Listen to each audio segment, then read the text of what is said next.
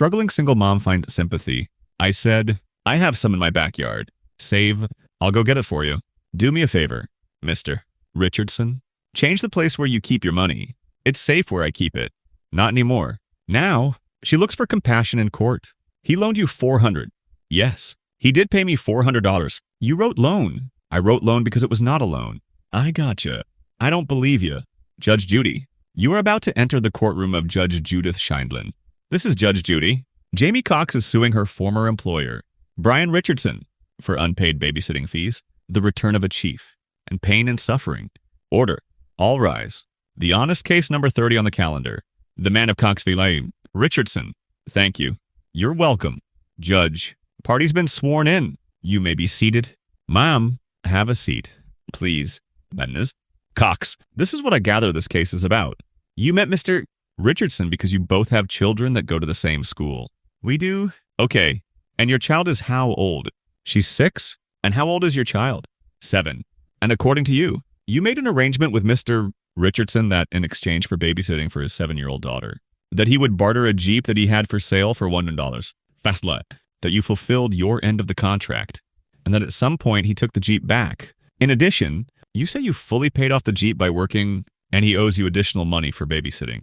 Mr. Richardson says, no way. What happened was she didn't have a car, and I told her that she could use my Jeep if she babysat for my daughter, and she could use it for her own purposes. She stopped babysitting.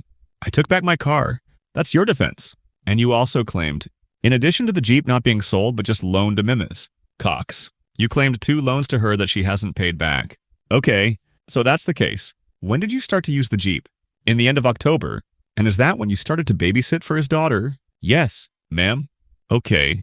His daughter is 7 years old, so she's in school full-time. Yes. When did you babysit for her? He would drop her off first thing in the morning, about an hour to an hour and a half before school started. I would take the kids to school and then pick them up, and I would watch her for between 1 to 3 hours after school. Okay, so you watched her 2 to 3 hours a day. Let's say 5 days a week. So at most, you watched her 15 hours a week. Now, when did you stop babysitting? I stopped babysitting on February 12th. However, you're not taking into account on Fridays our kids have early dismissal, so Fridays it was longer. And in the meantime, you used the Jeep all day long for yourself. Yes, ma'am. You went to see your friends. You used it at night when you got a babysitter. You used it on the weekends. Yes, ma'am. You used it all day, not 2 to 3 hours a day. You used it all day. Okay. And you did that November, December, January, and part of February. Yes, ma'am. What happened in February? In February, I could not pay my rent. I had been evicted because he was not paying me my wages for watching his daughter. Well, just a minute. So when do you claim, in your case, best case scenario, when do you claim you paid off the Jeep? I had it paid off by January. So in 2 months, you paid off the Jeep. Yes, ma'am. So in 2 months, you worked 120 hours. Yes, ma'am. No. I'm trying to figure out whether there's a logic to her complaint.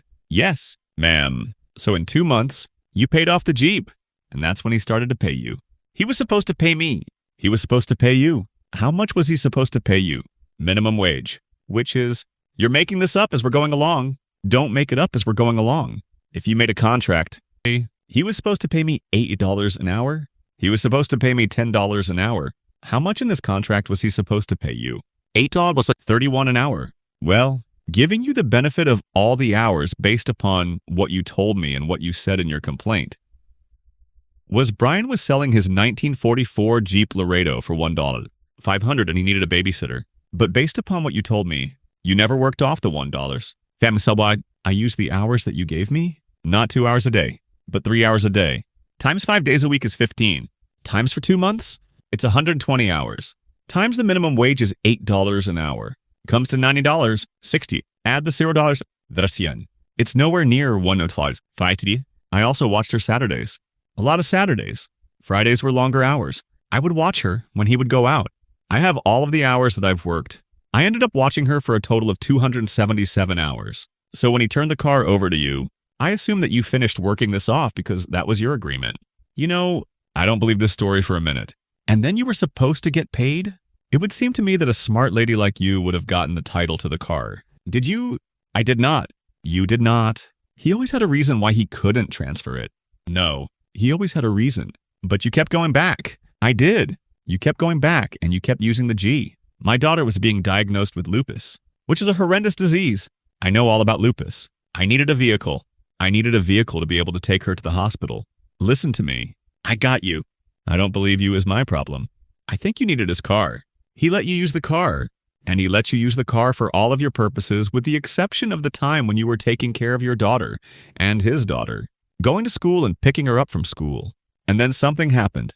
Now he may have been smitten with you. I don't know. That's what you suggest in your complaint. I have a love letter from him. I don't care. Don't you understand? I don't care about that. If you thought that he was smitten with you, then you shouldn't have worked for him because you clearly have another boyfriend. Right. Yes. So you shouldn't have worked for him. So if you took advantage of his being smitten with you in exchange for whatever, that's something that's for a whole other show. I'm telling you that I don't believe that he ever sold you and bartered the Jeep with you. Otherwise, you would have gotten the title when you paid it off. Now, you did take money from him. For what? For payment. Now, just a second. You said you ran short on your rent. That's what you started to tell me. You ran short on your rent. And that happened in February? I've been short on my rent several times. My heat has actually been shut off because he was not paying my wages. Get another job. I actually ended up getting another job. And then he took the Jeep 2 days before. I ended up getting fired from the job before I was even able to start. If you weren't getting paid January, part of February, why did you keep working for him? Because I knew that if I stopped working for him, he was going to take the Jeep. Take the car.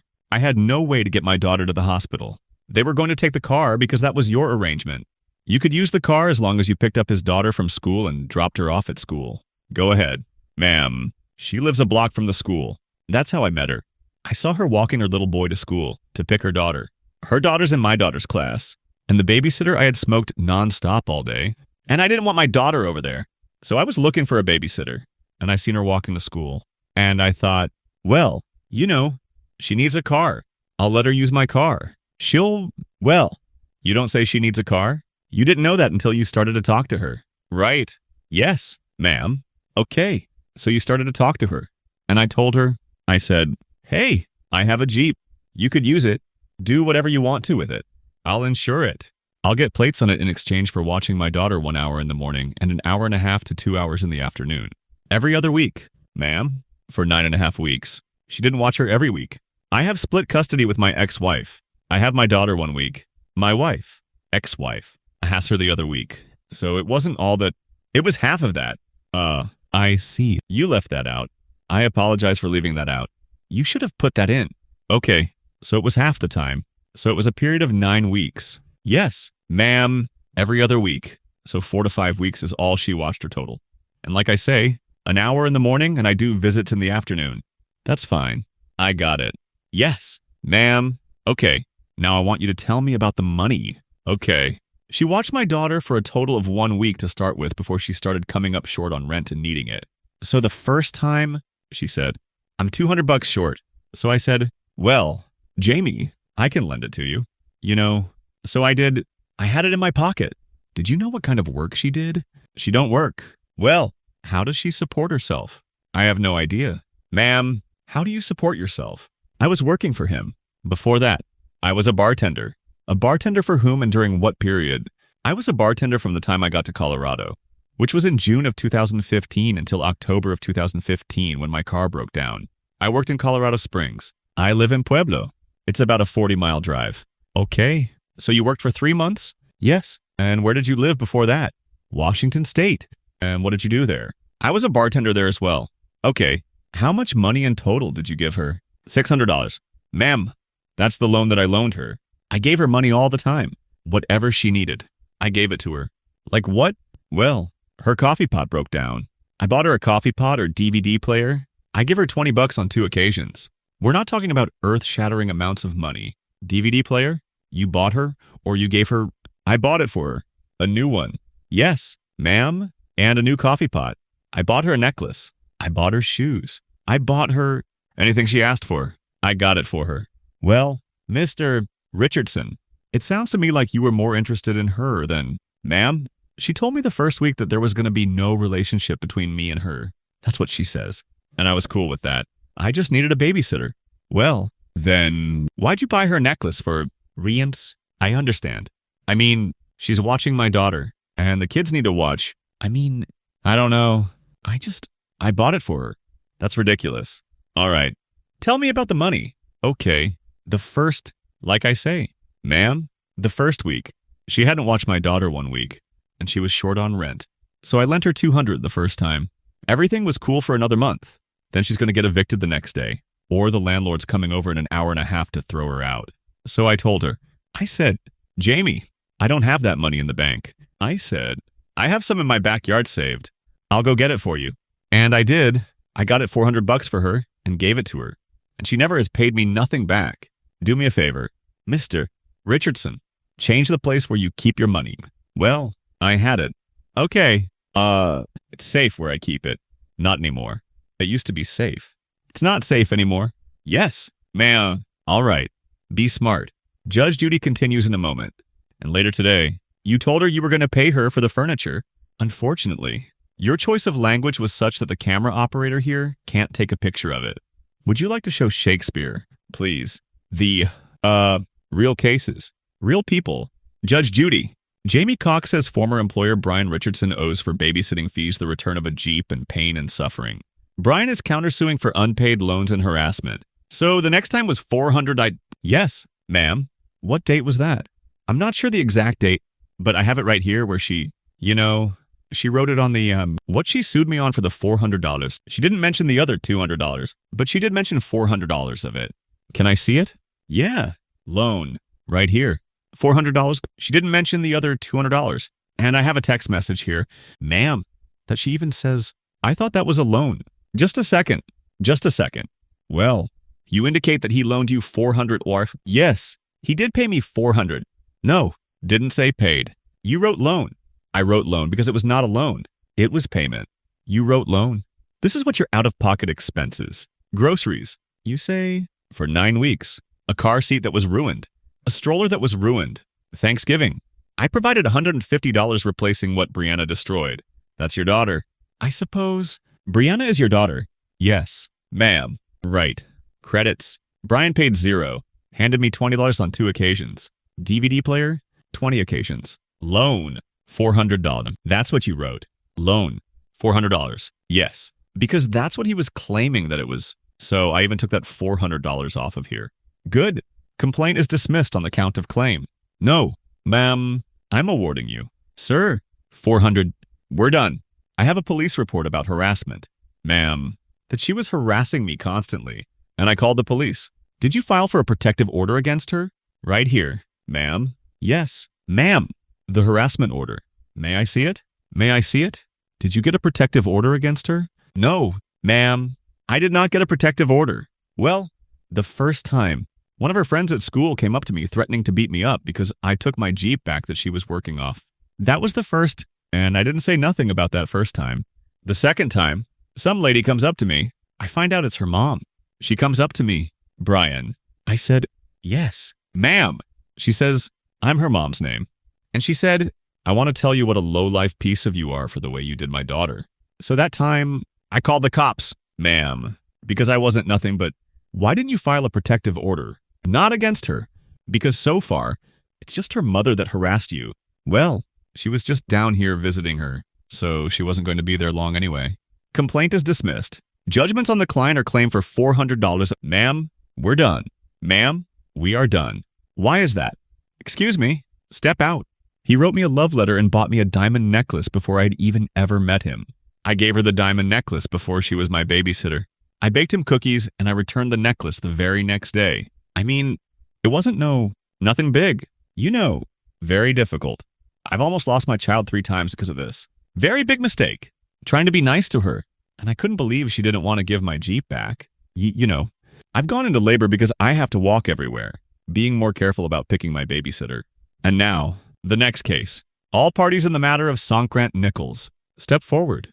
21-year-old Megan Sonkrant is suing her ex-boyfriend, 24-year-old Tyler Nichols, for loans to buy bedroom furniture and matching tattoos. Mrs. Sonkrant, this used to be your boyfriend. He's not your boyfriend anymore. While he was your boyfriend, the two of you went on holiday together. Decided to get matching tattoos. He didn't have any money. You laid out the money for his tattoo. Yes, sometime way after that. He used your credit card to purchase furniture.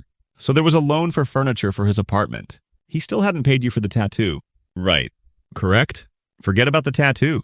Do you still have the tattoo? Yes. Do you still have the tattoo? Yes. But it's covered. But what? It's covered. It's covered with what? Writing? What did it say? It was a K with a heart. Like a king. It's what? K with a heart. K with a heart. Oh, with a K with a heart. Is that your name? No. It was king, and then mine was queen. I really have to get my hearing checked. I swear. God, everybody better go to articulation classes. That's not going to happen. Okay. Judge Judy continues in a moment. That one's irritating me. Would you get rid of it? Sure. Ma'am, you don't have to bring your new girlfriend. It's annoying. Do you understand? Yeah. Isn't it nice I got rid of the new girlfriend? Real cases. Real people. Judge Judy. Megan Sonkrantz says ex-boyfriend Tyler Nichols owes for loans to buy bedroom furniture and matching tattoos. Now, you moved into an apartment and you didn't have any furniture. Correct. And how did you get furniture? Miss Sonkrantz offered to get her furniture for me. What did she say? She knew that I didn't have any furniture, so we went to the furniture store and she helped me pick it out, basically. Okay, great. And do you remember how much it was? Not off the top of my head. No. But you were making payments on it. Not really. You never made any payments on it. No, never. No, really. When was it purchased? In what month? I would say September-ish. And it was bought on credit. Yes. How much was it? It was 2 to 54. And what kind of work were you doing? Mr. Nichols worked in a factory. I was a machine operator. Still there? No. What are you doing now? Right now. I'm currently looking for a job. So you don't have a job? No. And what kind of furniture did she buy you? It was a Serta mattress. King size. And the bed frame. And the TV. And you have a new girlfriend. Yes. Do you watch the TV with your new girlfriend? Yes. And you sleep on the mattress in the frame? Yes. Do you think it's right that the plaintiff pay for that? I mean, it was a gift. It might have been. I'm just asking if you think it's right that she pay for it. Me and him were together when she bought it. I didn't ask you a question. Okay. Do you think it's right that she pay for it? I should pay for it. No, I don't think it's... Bird, that one's irritating me. Would you get it ready? Sure. May I? Over this way. You don't have to bring your new girlfriend. It's annoying. Do you understand? Yes, just annoying. Now, Miss Sonkrantz. Yes. When did you and Mr. Nichols break up? In the beginning of December. When was the first payment due on the furniture? Well, it would have been September. October 24th. Who made that payment? He made that payment. Show me. I only have the bills. I don't have it showing that he paid, but I have evidence of him saying that he was paying me. I would like to see that. Isn't it nice I got rid of the new girlfriend? Just in case you think I'm going to be exceedingly hard on him. I just want you to read some of these emails back and forth. Okay. And I want you to tell me whether, based upon these emails, you would buy you savings bonds. Do they still sell those? If you have confidence in the country. Now, you told her you were going to pay her for the furniture. Unfortunately, your choice of language was such that the camera operator here can't take a picture of it because you only know how to express yourself using 4-letter expletives. I don't believe. You don't believe what? What did I say that I paid her? I told her I was going to pay for it. Would you show Shakespeare? Please. The emails? In the emails is where you told her. Now you see where you told her you were going to pay her. Yes, I remember those conversations. $2. $2.35.